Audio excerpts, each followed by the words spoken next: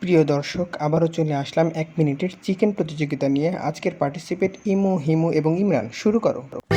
ইমরান এখনো শুরু করতে পারে নাই, দেখা যাক কি করে ইমরান।